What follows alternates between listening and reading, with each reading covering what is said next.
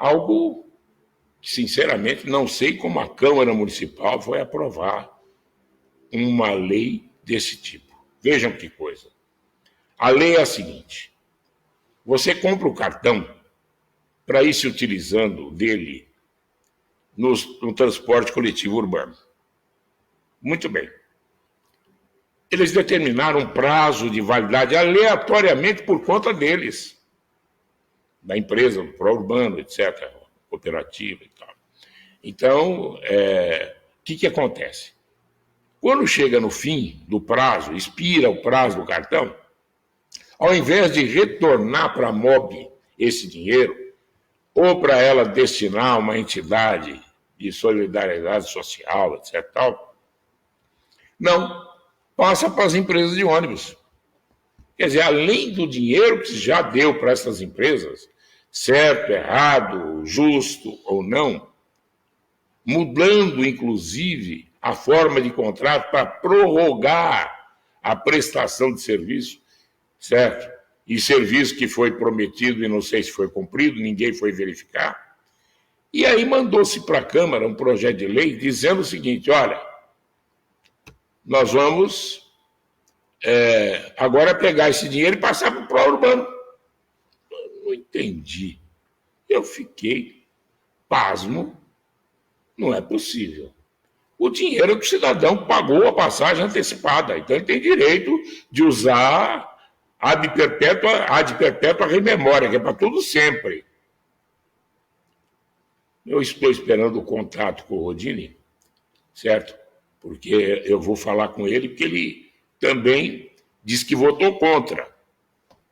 Aliás, vários votaram contra, mas muito mais votaram a favor. Eu não sei se entende. Rodini, bom dia. Bom dia, Morandini. Bom dia, ouvintes. Essa situação, sinceramente, eu não entendi o André Rodini. Olha, Morandini, assim, eu entendi na época, né, que havia um conluio aí para pegar esse dinheiro, né? Talvez a Pró-Urbano, prefeito anterior, alguns membros da Câmara Municipal entendessem que o dinheiro que é do usuário de ônibus, né, deveria ser transportado para o cofre da empresa. Eu votei contra, eu fiz na época um questionamento à prefeitura, isso não foi nem respondido e acabou passando com os votos dos colegas lá que estavam lá no ano passado. Ô, Morandini, eu penso assim, se o dinheiro é meu e eu não quero usá-lo agora, mas eu vou precisar usar mais para frente, porque hoje eu tenho um carro, hoje eu tenho uma moto, a empresa me deu esse vale transporte para eu usar para ir trabalhar, a hora que eu precisar eu tenho que ter esse dinheiro. O que vários usuários me relataram, porque depois que eu coloquei um vídeo aí, porque teve uma televisão que falou que a Câmara votou, mas a gente não fala quais os vereadores. Então eu falei, bom, eu votei contra. E aí uma pessoa me falou assim, André, eu tinha acho que R$600, do dia para a noite meu dinheiro sumiu, eu fui usar, ainda fiquei devendo R$5 para a empresa, né? Apareceu lá menos 5 no meu cartão, ou seja, de R$600 que eu era credor, passei a ficar 5 devedor para poder usar o transporte naquele dia, que fui pego de surpresa. E muitos foram pegos de surpresa. Valores de 100 até R$1.200, R$1.600, da noite para o dia entraram para o cofre da empresa, né? Nós não entendemos. Aí, o que me perguntam as pessoas? O que nós podemos fazer? Eu só entendo que existe uma forma judicial. Isso é de direito líquido e certo.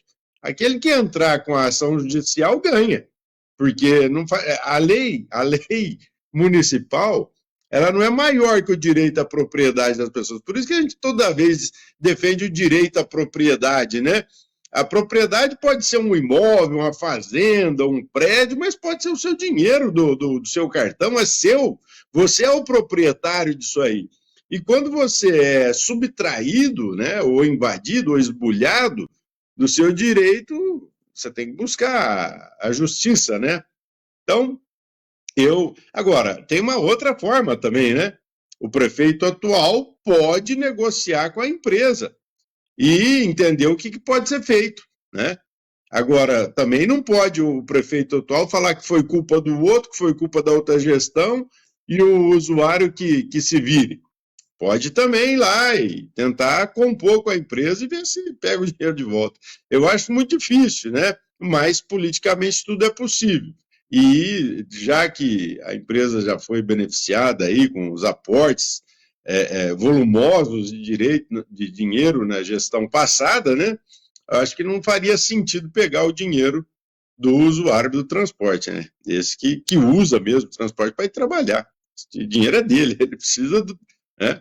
Então, espero que tenha uma solução o mais rápido possível para isso aí, Morandini, porque muitas pessoas já não estão, não tem mais condição de trabalhar, porque era o dinheiro que tinha lá, né?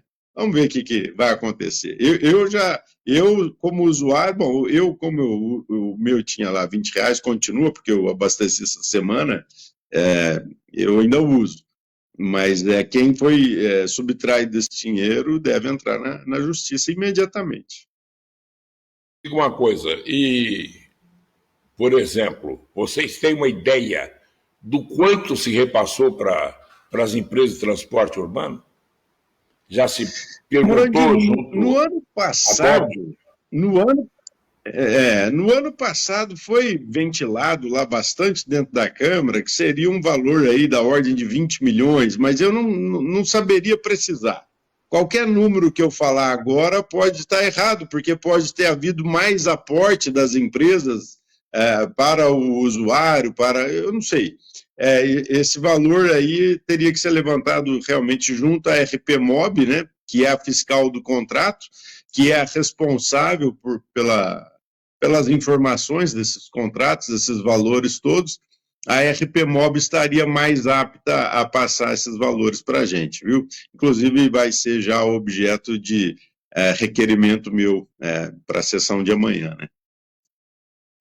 Pelo que eu me lembre, nós tínhamos um valor de 9 milhões que veio do governo federal para dar condições aqui a se atendesse aos idosos e etc. E tinha mais um outro valor depositado de 40 milhões, e fora outro tanto que se passou para as empresas naquele tempo. Certo? Eu não sei exatamente quanto, não estou bem lembrado das operações para não ser, vamos dizer assim, injusto. Eu não estou bem lembrado, mas sei que nos milhões que veio do governo federal, tinha mais 40 lá e tinha mais outras coisas que... E tinha uma parte que era deles, e outra parte era do município.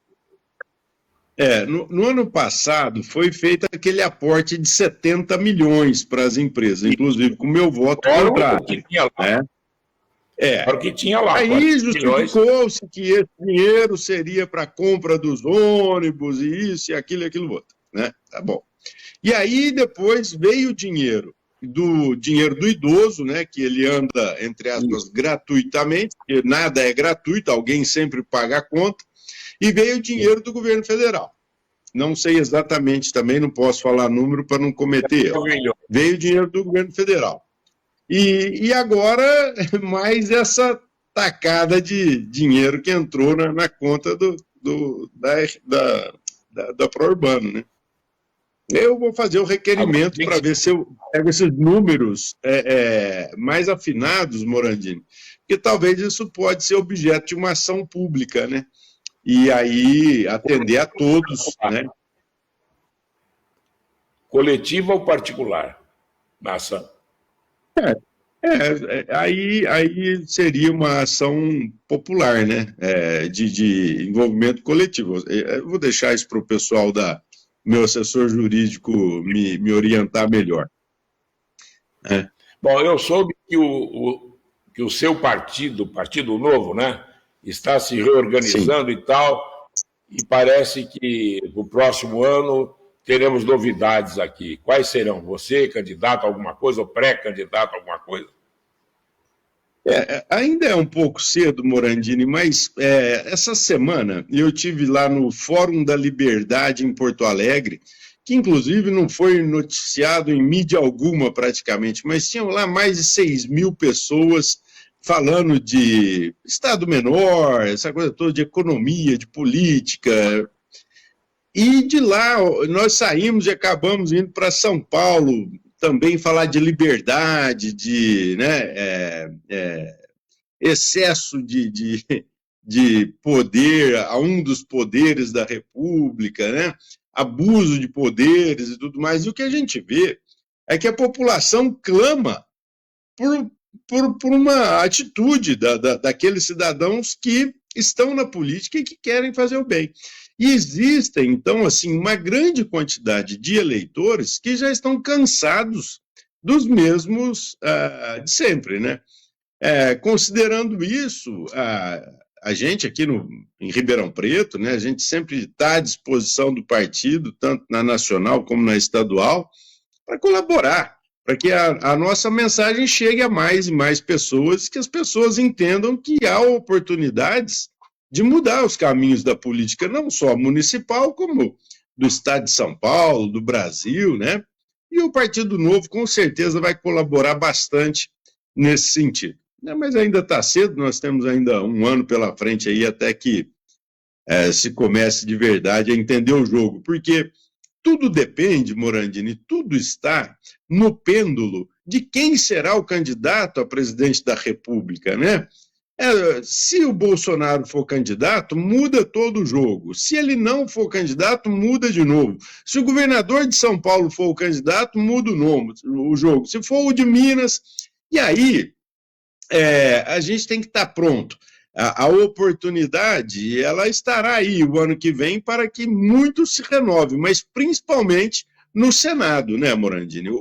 A eleição mais importante que nós teremos no ano que vem vão ser as 2 vagas de Senado, que é a casa que pode realmente enquadrar ou ajudar a gente não presta atenção, vamos dizer assim, no STF, né? Então, se nós conseguirmos eleger bons senadores em todos os estados, nós vamos trocar 2/3 do Senado Federal. E aí pode ser uma coisa boa que vem pela frente. Essa é a nossa sensação, né? Nós teremos essa vontade aí para o ano que vem. Sem me imiscuir na polêmica político-eleitoral ou político-atual, certo? Com vieses, prós e contras, situações mais específicas. Ontem houve um ato na Avenida Paulista. Os da esquerda dizem que flopou, que não havia ninguém. Os da direita dizem que estava lotado. Você esteve lá. Tinha gente ou não tinha gente? Tinha muita gente, Morandini. Eu não sei precisar, eu não sei dizer, mas era uma multidão de pessoas, tanto dos 2 lados do caminhão, né? Talvez a imprensa não tenha mostrado tudo, mas tinha muita gente. Mas o mais importante não é a quantidade de pessoas que estavam lá, mas a quantidade de políticos que estavam lá. Eram 7 governadores apoiando a anistia, uma quantidade muito grande de senadores, né? Nós vimos lá senadores do país todo, deputados federais, uma grande quantidade. E a nossa multidão de pessoas que estavam lá para apoiar a liberdade, né? Para apoiar que seja levada à votação o projeto da anistia.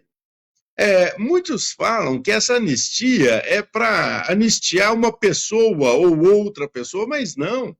A anistia é um instrumento da democracia que vem sendo aplicada no Brasil desde lá da Guerra dos Emboabas, né? A gente vem aplicando anistia de tempos em tempos no Brasil, que as anistias servem justamente para pacificar o país. Quando nós tivemos a anistia aí em 79, parece que foi a última anistia, né?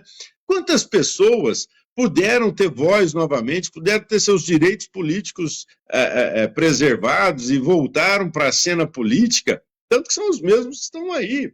Se você vê, por exemplo, o pessoal que está no poder hoje, sem falar partidos ou nomes, a grande maioria dessas pessoas foram anistiadas no passado. mas por coisas muito mais graves, como assalto a banco, terrorismo, formação de quadrilha, né, guerrilha. Esses sim pegaram em armas. Agora, eu estive até lá com a irmã Isilda, aquela senhorinha que segura uma Bíblia, né? Ela estava lá e tal, e ela foi por muito tempo o símbolo das pessoas que estavam lá, sendo presas. Então, como que você pode falar que houve tentativa de golpe dessas pessoas que estavam lá apenas protestando? Protestando não por ter perdido a eleição e querendo que o outro volte, tá? As pessoas estavam protestando porque uma pessoa condenada havia sido descondenada para ser eleita presidente do Brasil. E isso é uma verdade que não pode ser esquecida.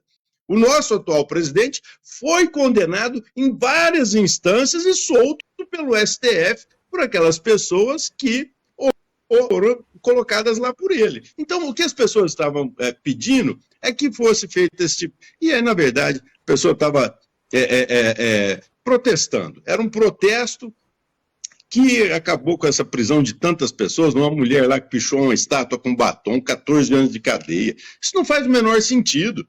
Então, ou as anistias sempre serão usadas para pacificar o país, ou a falta dessa anistia, para esse caso agora, causará um grande tumulto eleitoral e a gente não sabe as extensões disso aí. Eu acredito que, se for colocado para votação, já existem os votos suficientes para aprovar a anistia, né? E esperamos que, uma vez ela aprovada, o STF não diga que é inconstitucional, né?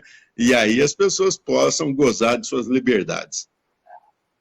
Mas eu só pergunto uma coisa: o senhor acredita que eles vão colocar em votação? O senhor acredita? É uma pergunta de $1 milhão, né? Porque existem muitas coisas em jogo. Por exemplo, o presidente lá, o Hugo Mota, ele teve o pai dele agora indiciado pela Polícia Federal para ficar sendo chantageado pelo STF. Porque se colocar para votar, eles vão arrochar com o pai do presidente da Câmara dos Deputados. E isso é uma coisa assim, essa chantagem que é feita é muito antidemocrática, né? E é justamente contra esse tipo de coisa que as pessoas vão para a rua protestar e pedir liberdade e tal. Não sei dizer se vai ser colocado ou não. Nós esperamos que seja colocado, porque a pressão popular tem que ser maior do que a pressão dos chantagistas. Bom, eu também estou muito interessado em saber quanto que se passou para o Pró-Urbano do dinheiro dos cartões que o cidadão colocou lá para garantir o seu transporte e agora não está tendo esse transporte e o dinheiro... Eu vou fazer o requerimento, viu, Morandini? Eu farei o requerimento agora e assim que eu tiver esse número eu passo para você. Assim que a RPMob responder, eu passo para você. Muito obrigado a você. Um bom dia.